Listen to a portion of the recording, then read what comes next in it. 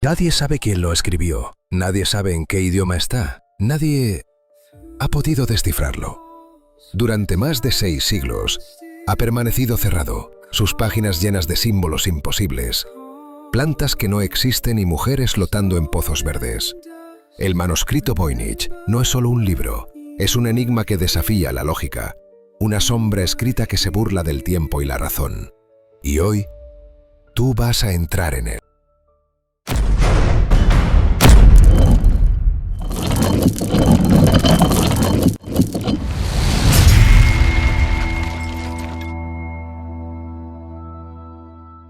...27 de julio de 1960, Nueva York. Ethel Voynich, escritora y música, muere en su casa del 450 de West Street a los 96 años. Más conocida por su primera novela de 1897, The Godfrey, no dejó hijos ni parientes cercanos tras sobrevivir 3 décadas a su esposo. Según su testamento, el cuerpo fue incinerado y las cenizas esparcidas en Central Park. Las pertenencias restantes fueron a parar a su amiga y compañera Anne Neal, con quien había compartido piso durante el último tercio de su vida. Pero entre esas pertenencias había un objeto que destacaba. Durante los últimos 30 años, su destino había preocupado tanto a la señora Voynich como antes a su marido. Tanto fue así que había estado sellado en la cripta de un banco durante gran parte de ese tiempo. Consistía en un pequeño manuscrito encuadernado con una tapa marrón sencilla que no llevaba ni título ni nombre. Dentro se encontraba una carta cuyo sobre contenía un mensaje escrito con la letra de Ethel. El texto decía lo siguiente: respecto al manuscrito cifrado, no lo abráis hasta después de mi muerte, y solo puede hacerlo A.M. Neal u otra persona responsable en su lugar. A primera vista el manuscrito parecía intrascendente. Apenas más grande que un libro de bolsillo moderno, la edad y el uso lo habían reducido a una condición lamentable. Su tapa sencilla caía flácida y deteriorada, mientras que el interior estaba descolorido por siglos de envejecimiento.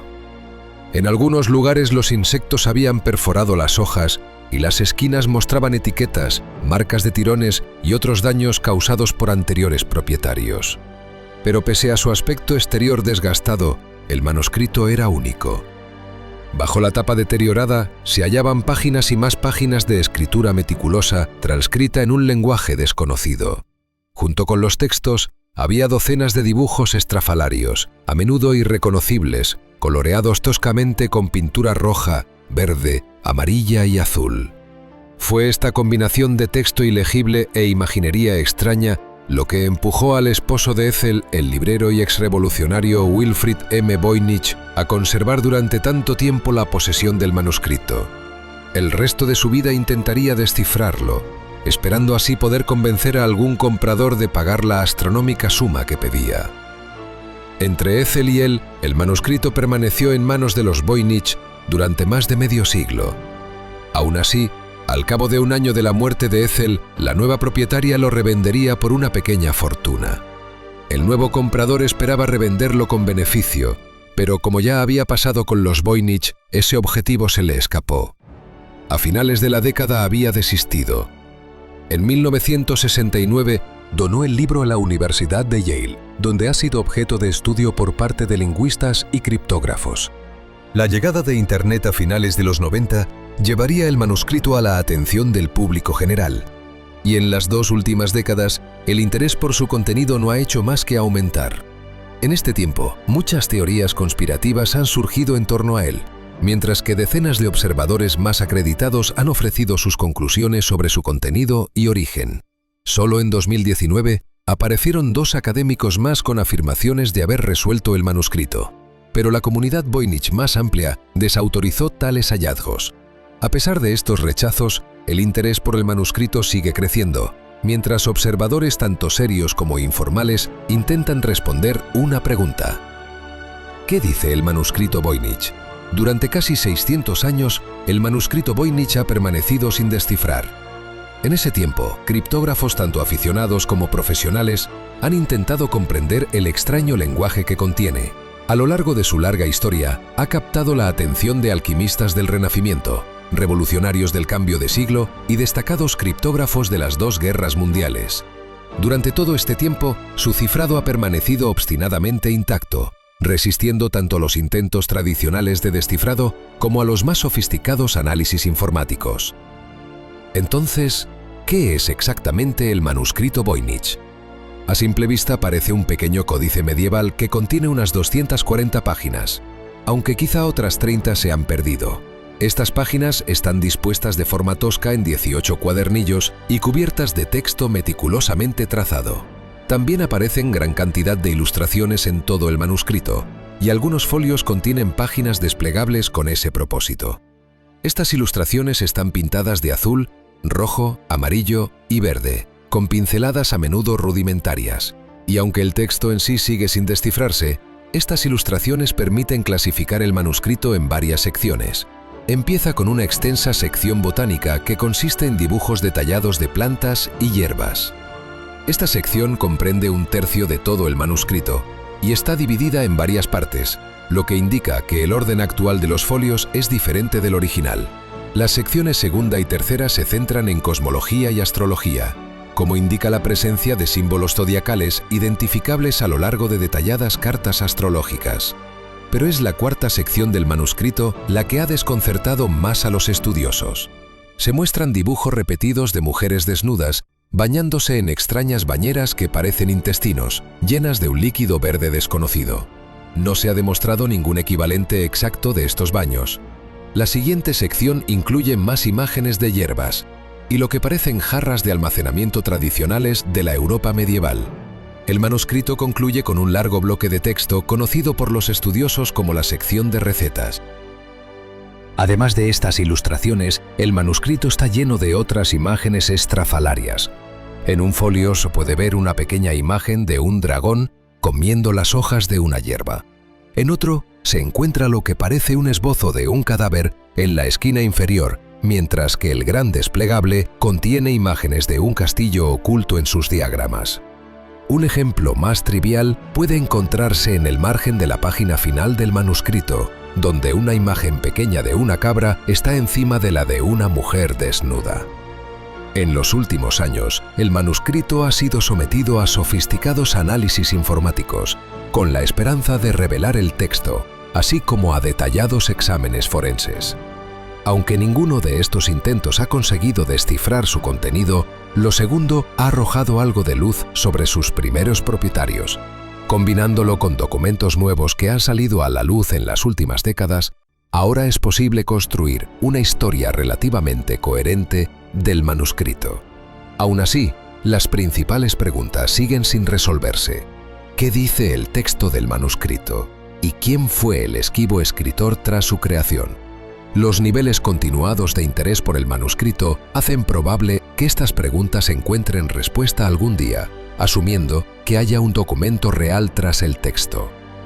Hasta entonces, si queremos entender los orígenes potenciales del manuscrito y por qué ha conservado un interés tan persistente con los años, debemos examinar primero su historia, a menudo igualmente extravagante. Y antes de que podamos hacerlo, debemos adentrarnos en el mundo de la antigua criptografía y ver en primer lugar qué podría haber inspirado a alguien a escribir un manuscrito así. Desde el alba de la civilización, tanto personas como estados han intentado ocultar sus secretos. En los últimos 4 milenios se han empleado métodos incontables con ese fin. El historiador griego Heródoto describe uno de los primeros casos conocidos del uso de mensajes ocultos, donde se usa una tablilla recubierta de cera para enviar en secreto detalles a los espartanos sobre una invasión prevista por el rey persa Jerjes. En la antigua China, se escribían mensajes en pequeñas porciones de seda fina que después se recubrían de cera y que se tragaba el mensajero. Paralelamente a esta práctica de mensajes ocultos, conocida como esteganografía, se desarrolló otro método para ocultar mensajes. Este enfoque se remonta a hace casi 4000 años, a la época del Antiguo Egipto. En la ciudad de Menat Khufu, se crearon transformaciones jeroglíficas básicas que servían para ocultar los detalles de ciertos textos religiosos, con el objetivo de aumentar su misterio y propiedades arcanas. Esta cuasi criptografía no duró mucho, pero siglos más tarde la idea reaparecería. En Mesopotamia, la inscripción conocida más antigua del mundo aparece en una tablilla cuneiforme que data de aproximadamente 1500 a.C. Encontrada en las orillas del río Tigris, contiene una fórmula cifrada para hacer cerámica brillante, un secreto profesional que su propietario debió guardar celosamente. En la antigua India, el arte de la criptografía o escritura secreta estaba lo bastante desarrollado como para ser mencionado en el antiguo tratado sánscrito Artha Shastra, junto con la famosa obra erótica Kama Sutra. Allí se enumera como una de las 64 artes o yogas que las mujeres deberían conocer y practicar. En el antiguo poema griego La Ilíada, la única referencia a la escritura es a una tablilla con un mensaje que garantizaba la muerte del portador al entregarla. En un ejemplo más histórico, los griegos también fueron responsables del primer sistema conocido de criptografía militar. Conocido como el skitale, este método fue desarrollado por los espartanos durante la Guerra del Peloponeso y consistía en un mensaje secreto escrito sobre un pergamino, enrollado alrededor de un bastón de madera. Cuando el pergamino se desenrollaba, el texto se volvía ininteligible y solo recuperaba su sentido si se enrollaba en un bastón del mismo grosor. Los comandantes de campo romanos también usaban ciflados para ocultar mensajes. En su obra La vida de los 12 Césares, el escritor Suetonio detalla un cifrado utilizado por el propio Julio César, donde cada letra del alfabeto era sustituida por la que estaba 3 lugares más adelante. En tiempos posteriores a Roma, los estudiosos de los califatos islámicos desarrollarían aún más estos cifrados. En el año 815 después de Cristo, el califa abasí Al-Mamún fundó un centro de traducción en Bagdad y promovió la búsqueda de conocimiento tanto secular como religioso. Fue en medio de este ímpetu por adquirir saber que se hizo el primer gran descubrimiento en el arte del desciframiento. A mediados del siglo IX, Abu Yusuf al-Kindi, también conocido como el padre de la filosofía árabe, descubrió que la frecuencia diferente de las letras podía explotarse para descifrar mensajes. Durante todo ese tiempo, la criptografía occidental avanzó comparativamente poco. A principios de la Edad Media, buena parte del trabajo criptográfico occidental consistía en estudios monásticos de cifrados procedentes del Antiguo Testamento bíblico. La primera obra occidental conocida sobre criptografía no llega hasta el siglo XIII, cuando el filósofo y fraile franciscano Roger Bacon redactó una epístola sobre los efectos secretos del arte y la nulidad de la magia. Este manuscrito detallaba 7 métodos para cifrar un mensaje e incluía una advertencia, que era un necio quien escribía un secreto de cualquier otra forma que no fuera aquella que lo ocultara del vulgo. En los siguientes 2 siglos, el uso de cifrado se volvería cada vez más común en Europa occidental. Italia, en particular, se convirtió en un hervidero de investigación criptográfica, ya que las ciudades-estado rivales intentaban superar a sus vecinos. En el siglo XV, embajadores y diplomáticos enviaban mensajes cifrados a sus respectivos jefes de Estado, así como los primeros alquimistas y científicos cifraban habitualmente sus materiales de trabajo para ocultar sus ideas. Quizá el ejemplo más famoso de esto se encuentra en los cuadernos de trabajo de Leonardo da Vinci, protegidos de miradas curiosas mediante una combinación de escritura en espejo y abreviaciones. Es en medio de este contexto de secretismo y celos profesionales que encontramos lo que durante mucho tiempo se consideró la única mención del manuscrito Voynich anterior al siglo XX. Aparece en la forma de una carta enviada en 1665 por el doctor y alquimista bohemio Jan Marek Marci al erudito y polímata jesuita Athanasius Kircher. Esta carta permaneció dentro del manuscrito durante los 2 siglos y medio siguientes, y aún estaba guardada en la cubierta cuando llegó a manos de Wilfrid Voynich. Marci declara que envía a Kircher un manuscrito cifrado que le había legado un amigo fallecido. Si hemos de creer a Marci, ese manuscrito había sido objeto de estudio obsesivo y finalmente fallido por parte del difunto propietario, que ya había enviado copias del manuscrito a Kircher para que las examinara. Después de manifestar que creía que solo Kircher podría descifrar el texto, también transmite una información que según él recibió de un tal doctor Rafael, que el manuscrito había sido propiedad del difunto emperador Rodolfo II, quien, según esa versión, había pagado la magnífica suma de 600 ducados por él. Rafael también atribuía la afirmación de que el manuscrito era obra ni más ni menos que del ya mencionado Roger Bacon, una afirmación sobre la cual Marcy no emite juicio alguno. Parece que esta carta quedó sin respuesta por parte de Kircher a pesar de la existencia de otras 2 cartas enviadas en nombre de Marcy por un colega, Gottfried Keiner. Hasta finales de los años 90, esta carta constituía el núcleo del conocimiento sobre la historia temprana del manuscrito Voynich. Indica las ubicaciones probables del manuscrito en ese tiempo. Primero en la Bohemia del siglo XVII, después en el Colegio Romano de Roma, donde Kircher enseñó y dirigió investigaciones hasta su muerte. Conocer esta segunda ubicación ha permitido a los investigadores seguir la pista del manuscrito hasta su localización actual. Pero esta carta deja abiertas varias preguntas. ¿Quién era el anterior propietario del que habla Marcy? Si el manuscrito había sido propiedad de Rodolfo II, ¿cómo lo había adquirido ese propietario anterior y qué había llevado a Rodolfo a buscarlo? Y lo más importante, ¿hay algo de cierto en la afirmación de que Roger Bacon fue el autor del manuscrito? Gracias a varios descubrimientos de las últimas 2 décadas, hoy ya podemos responder la mayoría de estas preguntas.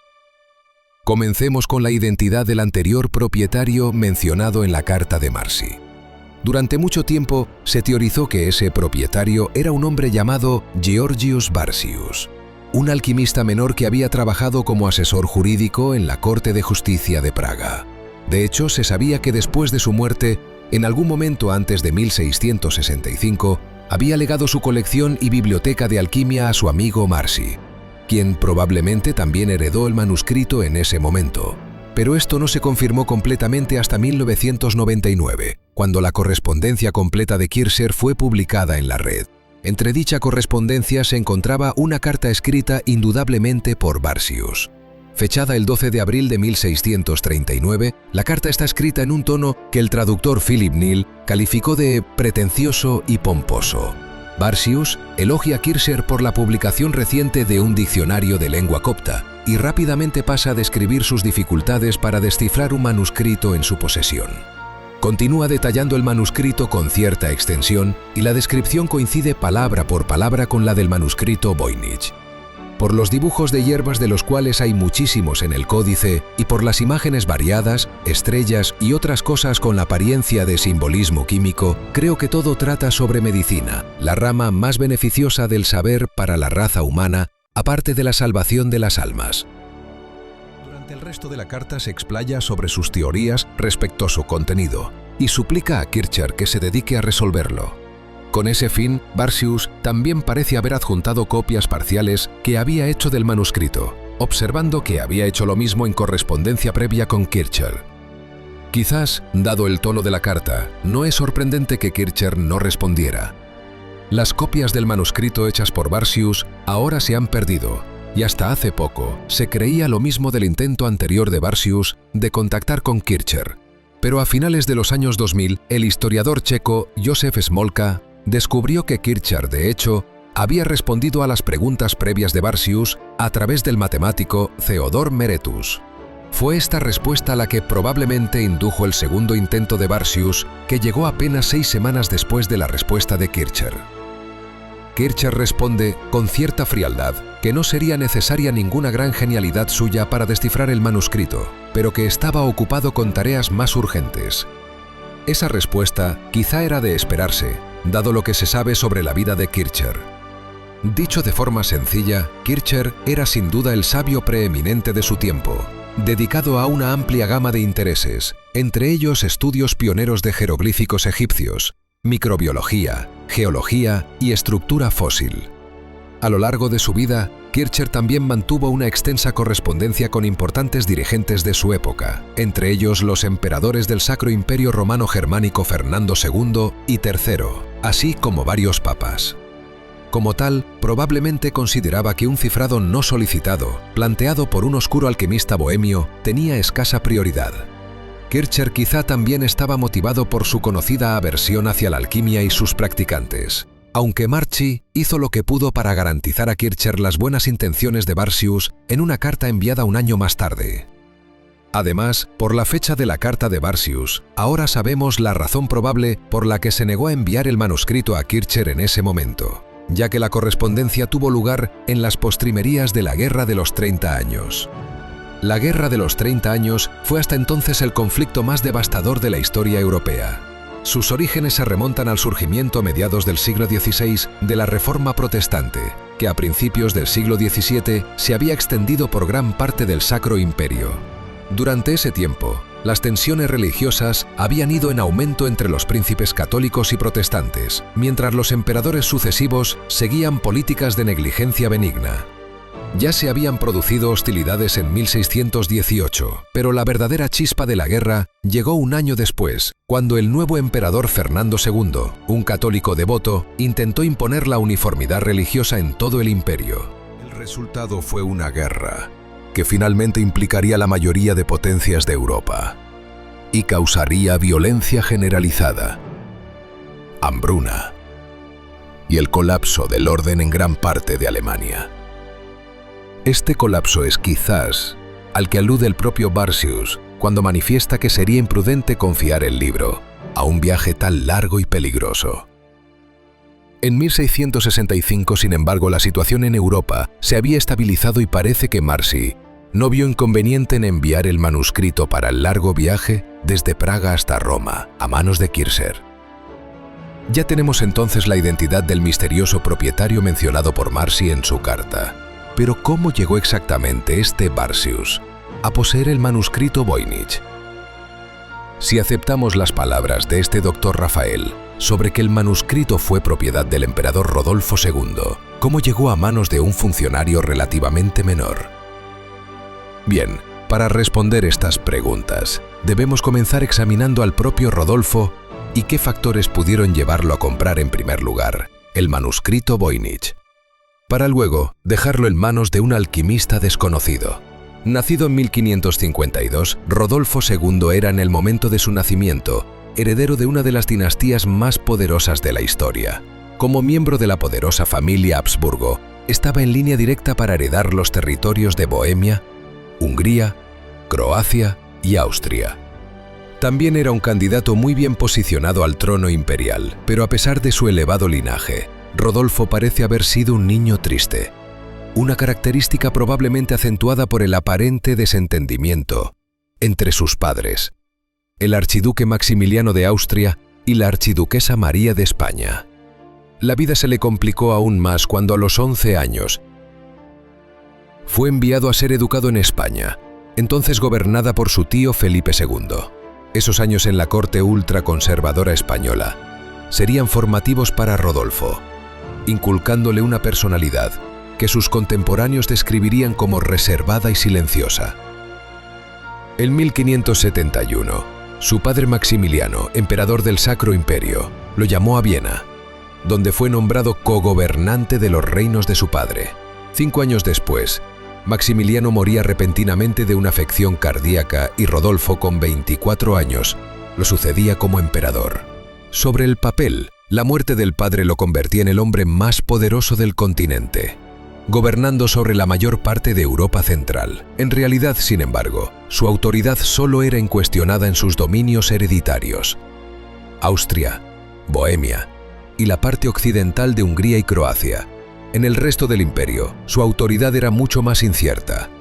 En Alemania, su poder debía competir con el de los príncipes regionales, mientras que en el Reino de Italia, el poder del emperador había sido restringido desde principios del siglo XV. Pero en cuanto al ejercicio del poder, Rodolfo parece haber mostrado poco interés. Establecido en Praga, pasó gran parte de su reinado descuidando los asuntos de Estado y centrando su atención en la investigación erudita. Durante el transcurso de esa investigación, reunió un círculo de favoritos y realizó repetidas compras de libros sobre alquimia y ocultismo, pagando a menudo mucho más de los 600 ducados que se decía que gastó en el manuscrito Voynich. Afortunadamente, los libros de contabilidad donde se registraban las compras aún existen, aunque su estudio minucioso todavía no ha revelado ninguna adquisición que se corresponda con el manuscrito Voynich.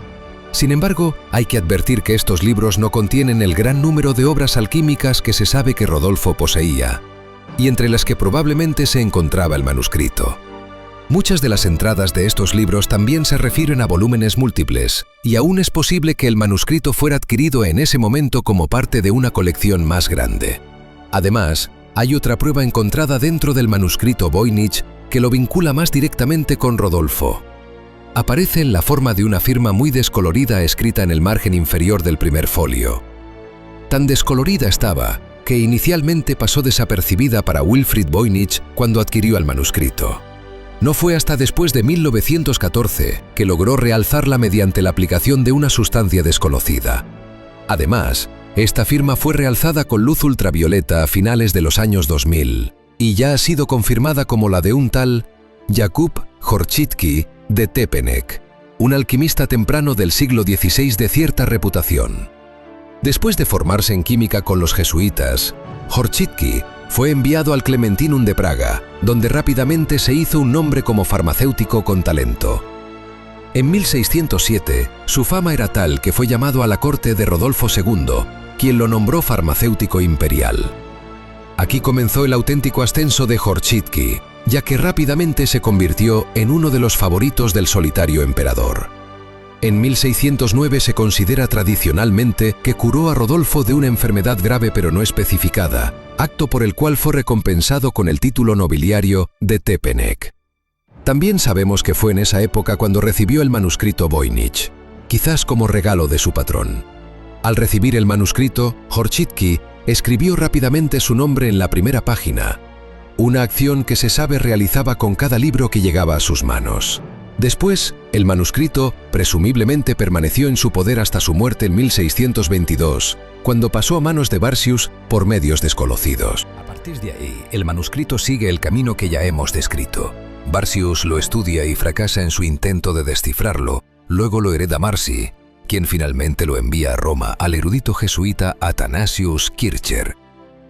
Una vez en Roma, el manuscrito pasa a formar parte del Colegio Romano, donde permanece oculto durante más de 2 siglos.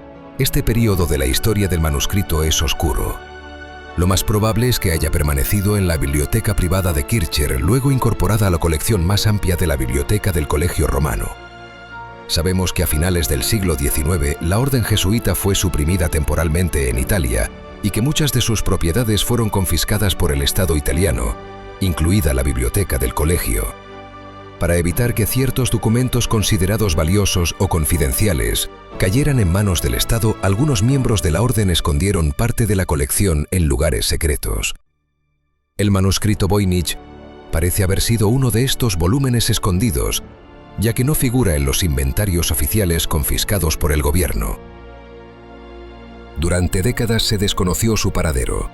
No fue hasta 1912 que el manuscrito salió nuevamente a la luz, cuando el coleccionista y bibliófilo lituano Wilfrid Voynich lo descubrió en una propiedad jesuita en Villa Mondragone, cerca de Roma.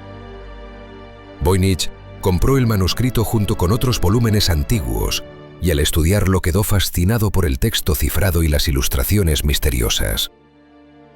A partir de entonces dedicó su vida a descifrar el enigma, sin lograrlo, pero dando nombre al códice que hasta hoy lleva su apellido. En los años siguientes, Voynich mostró el manuscrito a criptógrafos, filólogos, historiadores y científicos.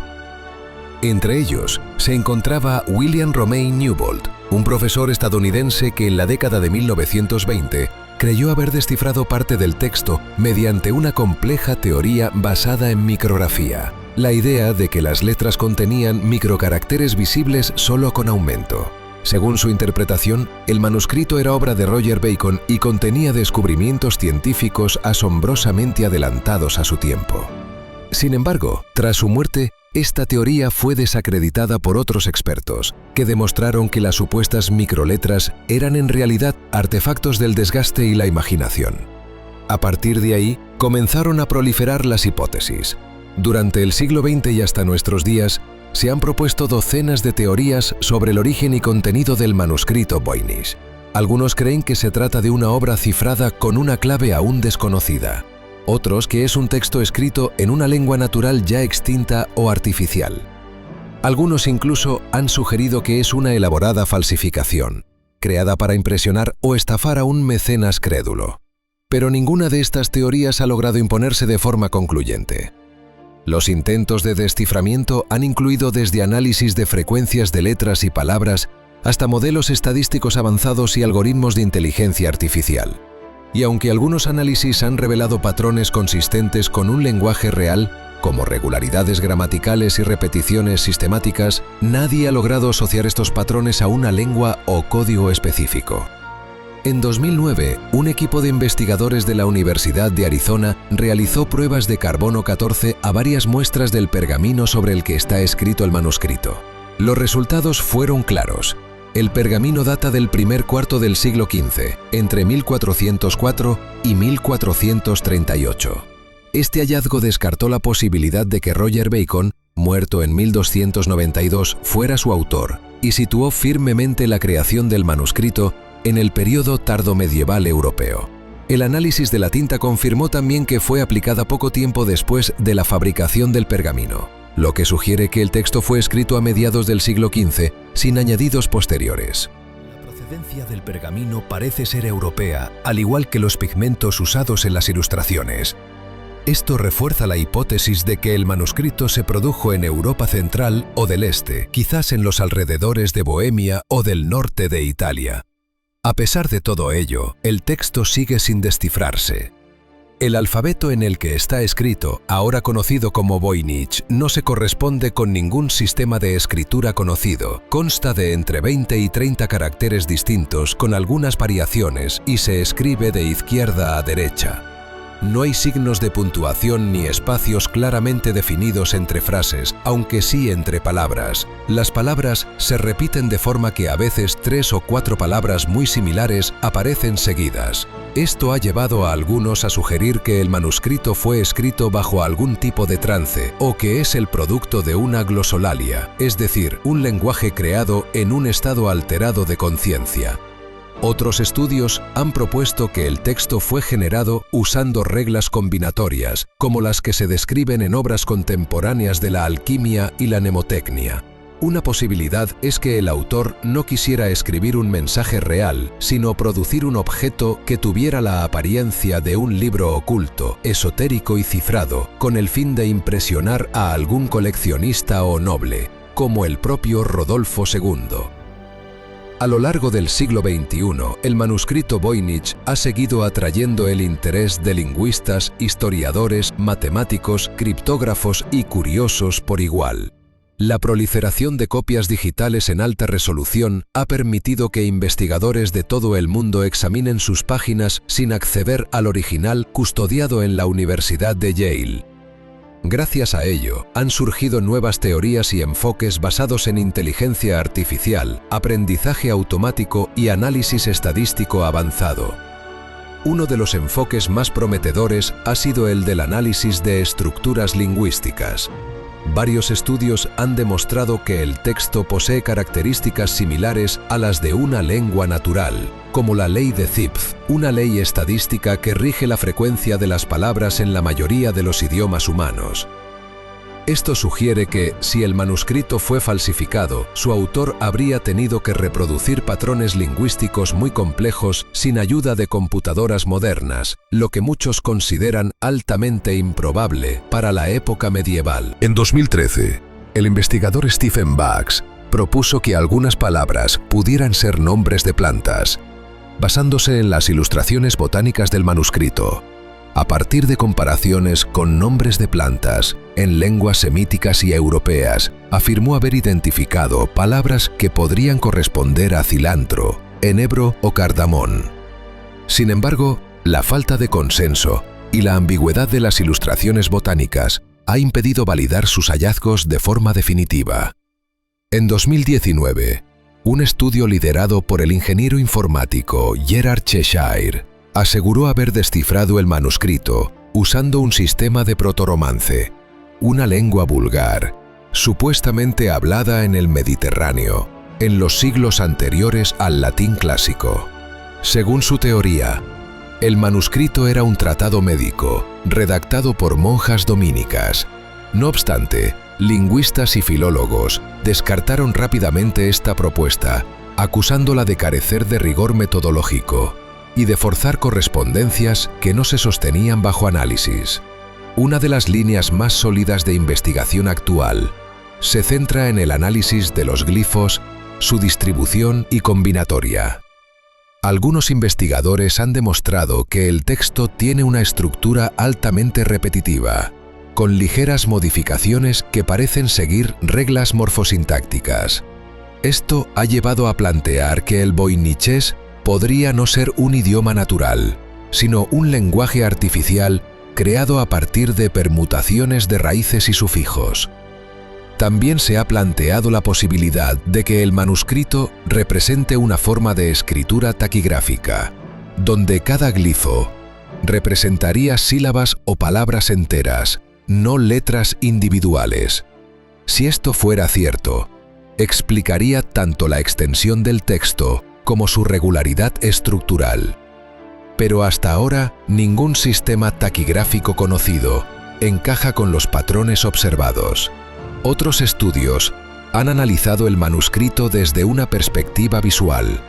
Las ilustraciones, aunque estilizadas y difíciles de interpretar, parecen seguir ciertos temas: plantas, muchas de ellas irreconocibles, diagramas astronómicos, secuencias de figuras femeninas desnudas interactuando con tubos o canales, y fragmentos que podrían ser recetas o instrucciones. El llamado sección balneológica, donde aparecen mujeres sumergidas en líquidos de color verde y azul, a menudo conectadas por redes o conductos, ha sido interpretado por algunos como una representación simbólica de la alquimia, o incluso del cuerpo humano y sus fluidos internos. Otros lo ven como una especie de manual médico o ginecológico. La ausencia de contexto cultural o referencias claras impide sacar conclusiones definitivas. También han surgido teorías más heterodoxas. Algunos han sugerido que el manuscrito proviene de una civilización perdida, de visitantes de otro mundo, o incluso de una mente brillante que decidió dejar un legado indescifrable a la posteridad. El novelista Dan Brown, en su libro Inferno, hace una alusión al manuscrito Voynich como uno de los textos más enigmáticos de la humanidad. Y no han faltado quienes ven en él un mensaje oculto aún por revelar, un mapa codificado o una revelación espiritual. Hoy en día el manuscrito Voynich sigue siendo un desafío abierto. Ningún criptógrafo profesional ha conseguido descifrarlo de forma aceptada por la comunidad. Ninguna lengua conocida, código o sistema de escritura ha permitido traducirlo. Y sin embargo, cada año surgen nuevas hipótesis, nuevas publicaciones y nuevos apasionados que se sumergen en sus páginas en busca de sentido. Tal vez el mayor valor del manuscrito Voynich no radique en su contenido real, sino en su capacidad para inspirar la imaginación, la especulación y el estudio interdisciplinar. Es un recordatorio de que aún existen enigmas que la razón moderna no ha podido resolver. Un eco del pasado que desafía nuestras certezas y que quizás, como tantos secretos antiguos, fue creado no para ser comprendido, sino para provocar preguntas eternas.